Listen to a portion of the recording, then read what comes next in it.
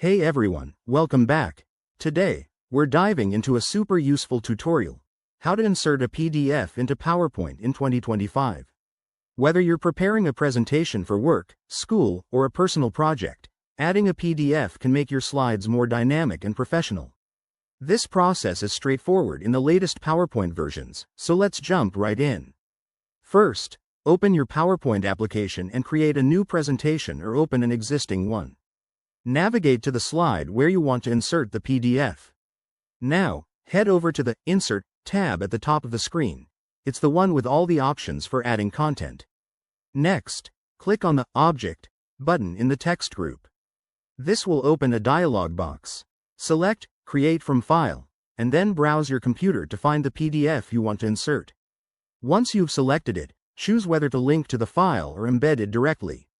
Linking keeps your file size small, but embedding makes it self-contained. Pick based on your needs.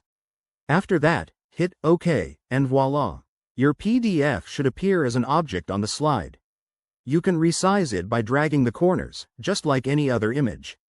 If you want to display specific pages, double-click the object to open it in edit mode and navigate through the PDF. One quick tip: if your PDF is large, it might slow down your presentation, so consider converting it to images first using tools like Microsoft 365's built-in converters. Also, always test your slides in presentation mode to ensure everything displays correctly. There you have it. Inserting a PDF into PowerPoint is easier than ever in 2025. This feature can really elevate your presentations, saving you time and effort. If you enjoyed this tutorial, hit that like button, subscribe for more tech tips, and drop a comment below if you have any questions. Thanks for watching, and I'll see you in the next video.